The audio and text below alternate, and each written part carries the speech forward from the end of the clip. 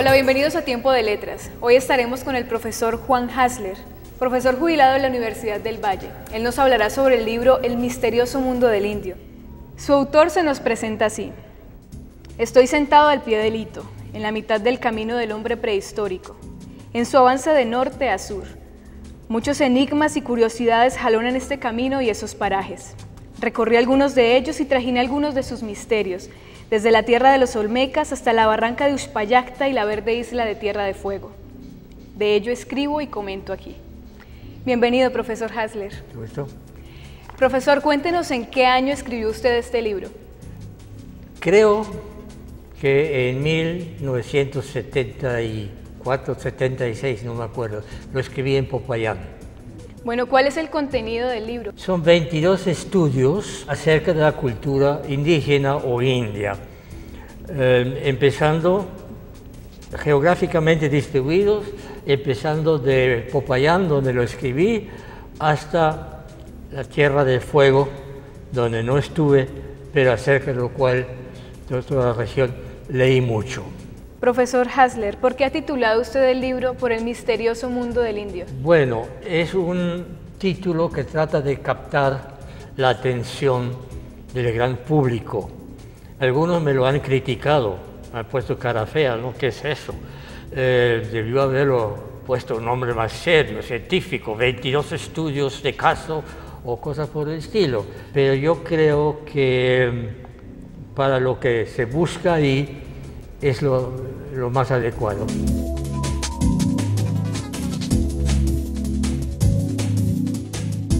¿Cuáles son los lugares que se mencionan en el libro? Popayán, no Popayán como pueblo, sino como pirámide del Tulcán. La Pampa, hay mucho sobre la Pampa que yo me informé mucho. Y de México, varios lugares, pero no tanto son cuestiones de lugares, sino de conceptos. Lo que ahí traigo es mucho concepto, explicación de qué es alta cultura, por qué periodos histórico-culturales ha pasado la humanidad, por ejemplo, paleolítico, mesolítico, neolítico, alta cultura. Entonces ahí me refiero, como ejemplo de una de ellas, la alta cultura de los Olmecas, que fueron los primeros que tuvieron bastante excedente de alimentos como para dedicarse a cosas no completamente utilitarias. Por ejemplo, representar sus jefes en grandes piedras, hacer templos, aunque eran de barro nomás, pero en fin, terraplenes. Para eso necesita tener mano de obra disponible. Cuando todo el mundo tiene que andar corriendo detrás de su pan, buscando la liebre que se deja agarrar o la yuca que se deja escarbar, pues no hay tiempo para dedicarse a las artes.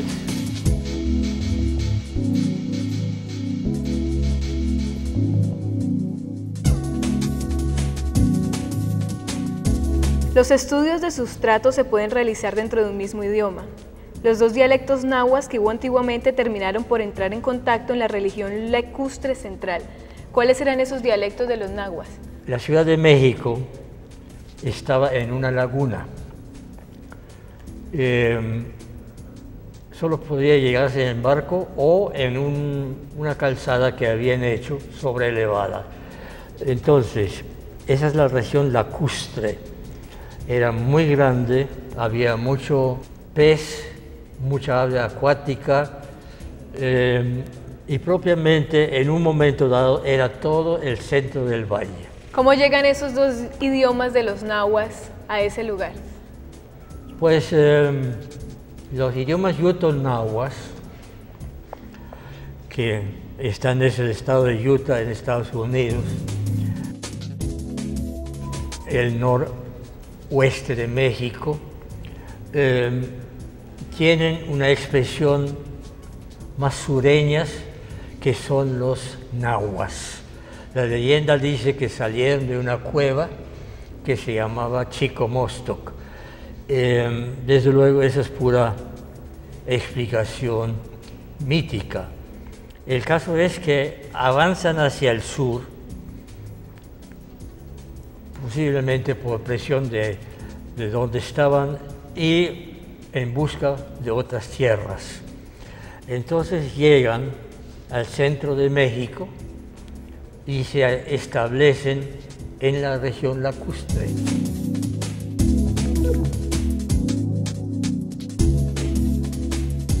Los nahuas, por mal nombre aztecas, es un grupo de indios yuto-nahuas.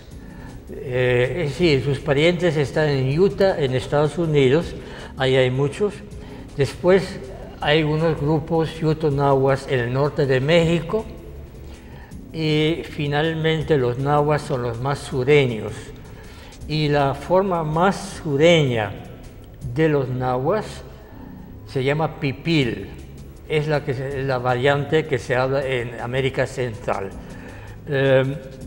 Las diferencias asadan mucho a la gente que no sabe hablarlo bien o que no tiene capacidad para pasar de un código dialectal a otro. Yo debo decir que leo perfectamente cualquiera de esos dialectos y cuando he estado en los pueblos, a los 3 días ya sabía yo el idioma. Es decir, si hubiera sido idioma, imposible aprenderlo en 3 días.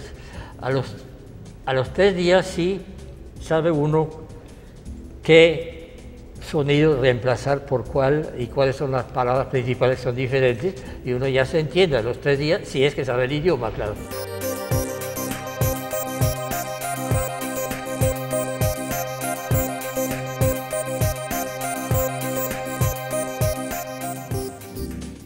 Escribir en la universidad. Reflexiones y estrategias sobre el proceso de composición escrita de textos académicos. Autor Alfonso Vargas Franco.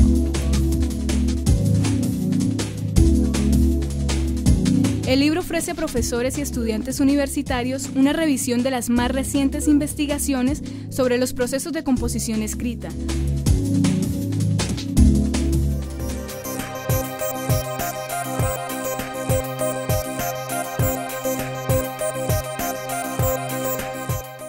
Libros de medicina, matemáticas, química y todas las ciencias.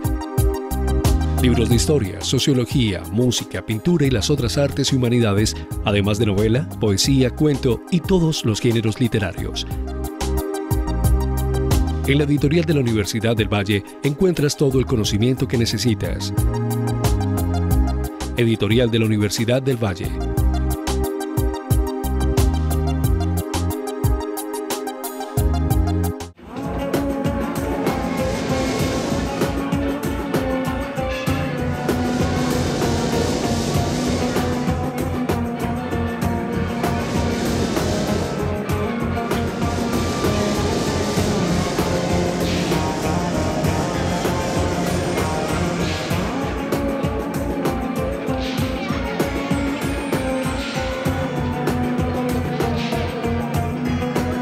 Las mejores publicaciones están en un solo lugar y al alcance de solo un clic.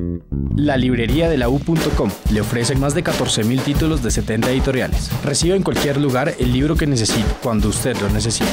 La librería de la U.com.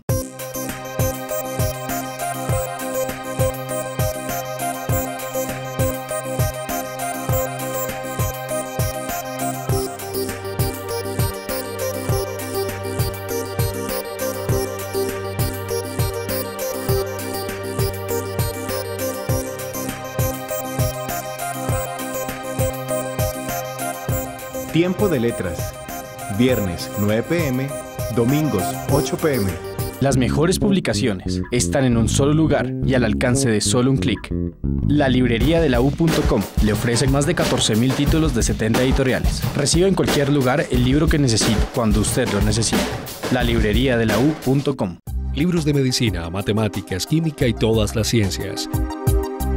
Libros de historia, sociología, música, pintura y las otras artes y humanidades, además de novela, poesía, cuento y todos los géneros literarios. En la editorial de la Universidad del Valle encuentras todo el conocimiento que necesitas. Editorial de la Universidad del Valle.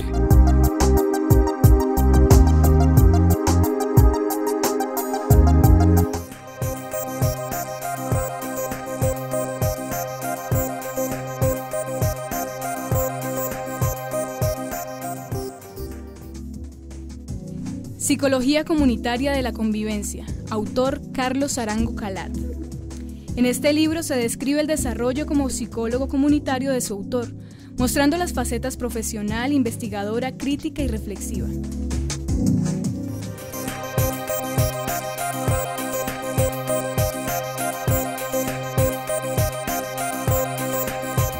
Bueno, otra de las narraciones, de las investigaciones que se menciona en el libro es el último malón. ¿Qué es el último malón? Malón son las razzias, las guerras que se hacían en la pampa, los indios contra otros indios. Después, en el siglo XIX, los generales criollos se aprovecharon de ellos y asusaban a los indios asaltar a pueblos de blancos que estaban del otro bando, que pertenecían al otro bando.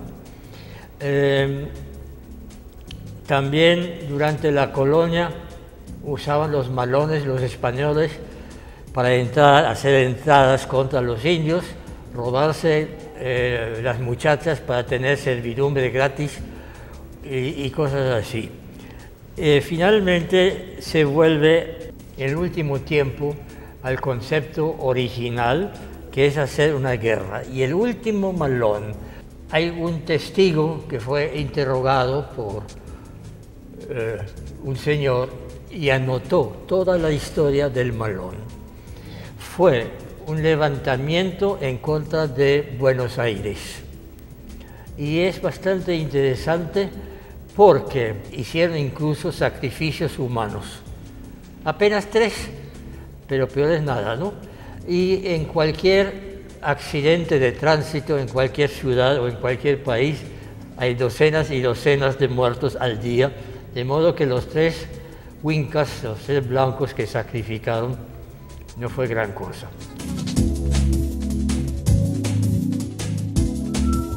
En el libro también se menciona algo sobre técnicas, ciencia y científicos. Me han preguntado a veces alumnos muy poco inspirados, oiga, yo quisiera ser científico, ¿qué debo de hacer? Bueno, también podría decir qué es lo que no debo hacer. Entonces ahí expongo que debe tener cultura general, es decir, distintos, para tomar referencia de distintas áreas.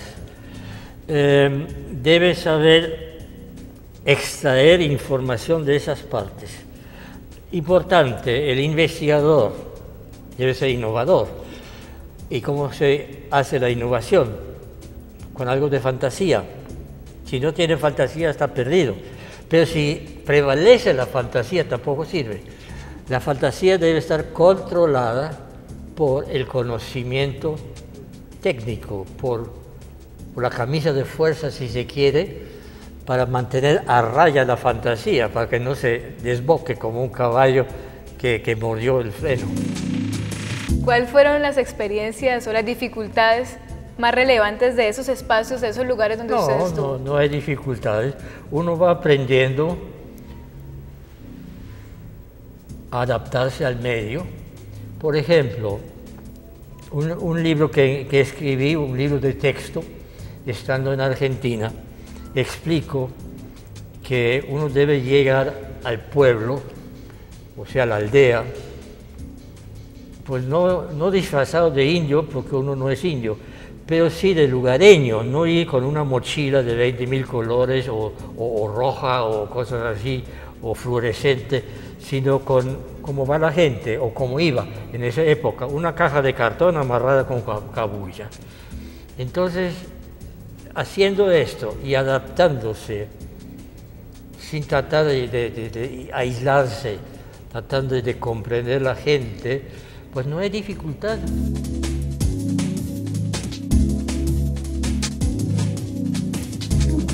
Hay un texto que dice: los pueblos olmecas se combatían unos a otros.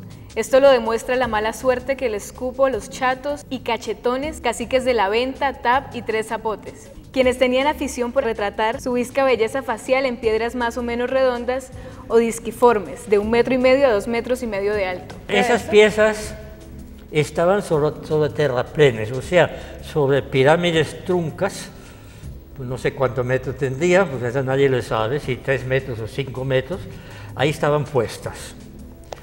Hubo una guerra entre ellos y se ve que perdieron los pobrecitos y las tumbaron las piezas. Así es que no se encontraron arriba de las pirámides truncas, sino abajo. Hay que excavarlas y todo. Ahora, ¿quiénes son los que entraron a perjudicar a los pobrecitos viscos? Seguramente fue otro grupo, y al norte de ese grupo había otro, una tradición lapidaria un poco distintas. Yo lo llamo los olmecas de las estelas, tenían grandes estelas, mientras esos los llaman desde hace tiempo los olmecas de las figuras colosales. Entonces yo reconozco dos zonas, la de los olmecas de las cabezas colosales y la de los olmecas de las estelas. Publico un artículo acerca de una pieza de una parturienta de tipo Tumaco. Tumaco es una cultura de tierra caliente y tiene figuras blancas de ese tamaño más o menos, de gente sentada así, que generalmente la única vestimenta que tiene son unas guirnaldas colgadas, eran muy coquetos. Por lo demás no traía nada. Y esta señora está dando a luz y se ve asomándose el crío de sus órganos genitales. Ahora, ¿es realmente una escena de parto? Yo lo dudo, porque el chico sale con las manos adelante, muy sonriente, y con una gorrita, como era la moda entonces. Entonces quiere decir que eso no es una representación realista, sino una representación simbólica de algo. Y resulta que hay una pieza en Estados Unidos, más o menos del mismo tamaño, de piedra, que representa la misma figura, pero claro, como es de piedra, pues el material se deja manejar un poco diferente, con la misma posición, los mismos dientes pelando, y el crío no lo he visto nunca, porque el libro de donde encontré la ilustración, que es de Pijuan, que era un señor del siglo antepasado en realidad, muy reaccionario, muy pudibundo, no muestra cosas tan feas como el acto del parto, de modo que no sé cómo es. Pero por lo demás las piezas son casi iguales. Ahora, la pieza que está en Estados Unidos es azteca, está a mucha distancia de Tumaco, y también en tiempo hay 1000 años de diferencia. ¿Cómo es que son tan parecidas? Más bien son iguales, son iguales. Entonces analizo esto, que es bastante complejo. La persona que no tiene antecedentes en religiones preéticas, pues le costará, tendrá que volver a leer la página de sí, cómo no. De modo que recomiendo que lo lean. Pero es interesante que Tumaco sea el antecedente de algo de la época azteca 1000 años después.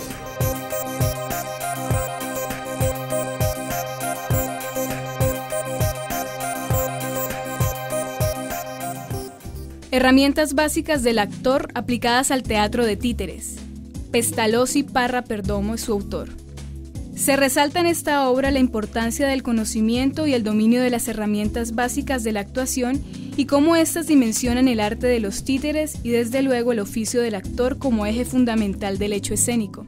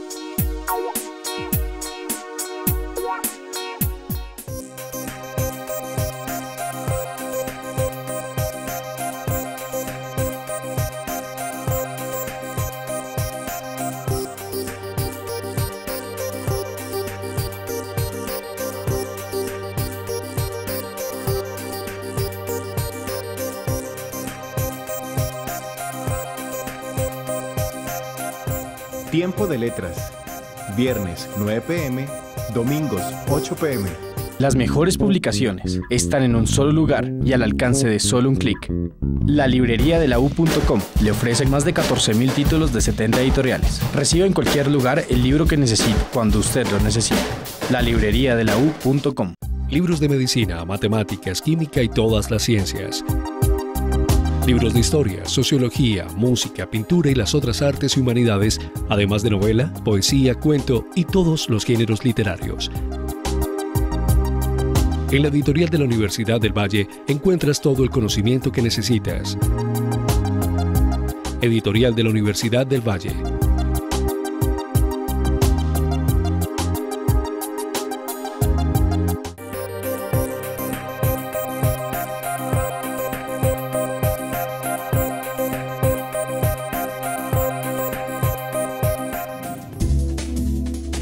El amo del destino. Autor Gonzalo Munévar. Este libro cuenta la historia de Óscar, quien va a ser el orgullo de su familia, de su colegio y de su país Colombia. Pero por el camino se pierde. Su ambición de llegar a ser un gran científico es motivo de hilaridad para sus amigos y de preocupación para su familia.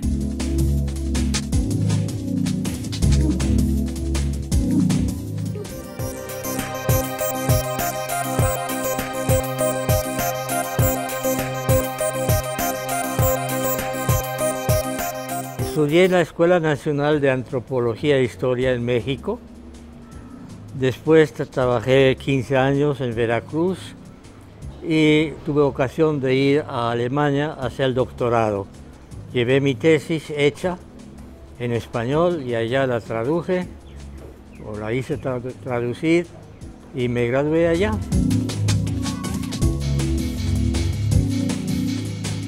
Tuve ocasión de trabajar de profesor de náhuatl, que nosotros llamamos mexicano, y al mismo tiempo de inscribirme. Así es que me mantuve como profesor y al mismo tiempo estudié. Tuve 3 años en Alemania. Después me fui de profesor a Argentina, donde el ambiente no era muy agradable, y como tenía yo una invitación para Colombia, me vine a Colombia. Tenía yo en realidad la intención de quedarme unos 2 años, luego otros 2 años en América Central, pero no se me hizo y quedé aquí.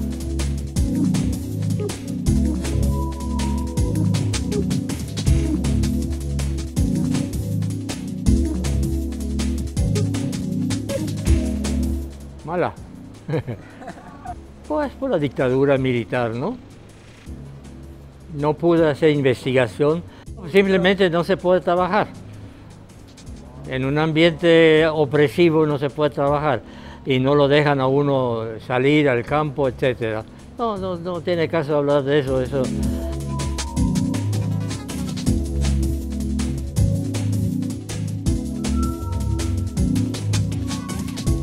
Siempre me han gustado los viajes. Desde chico he leído libros de viajes, entonces supe de la Escuela Nacional de Antropología y era el lugar perfecto para mí. No es que yo viaje, sino que me interesa leer libros de viaje hasta la fecha. Y al estudiar en la escuela de antropología, pues se supone que es para salir al campo, fuera, recoger novedades. Y yo todos los domingos o fines de semana salía fuera, por ejemplo, hasta donde alcanzaba el tranvía, que era bastante suburbano, y ahí se hablaba mexicano, y fui aprendiéndolo. Y después ya acepté un trabajo en Veracruz y ya profesionalmente tuve que viajar.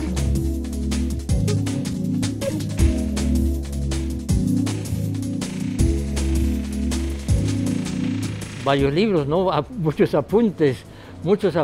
Hice en México decimos un bolón de apuntes que me sirvieron para artículos y para un libro. Resulta que yo no me acuerdo del contenido de mis libros. Tengo muchos inéditos, desgraciadamente. Tengo como 30, creo.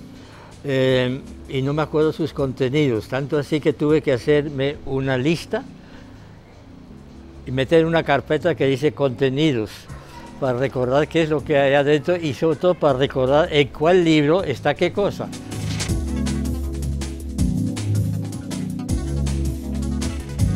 La mayoría de los pueblos en cuyos idiomas trajiné ya no hablan el idioma, es un México que ha muerto. Así es que lo que mi generación ha podido anotar es de un gran valor documental.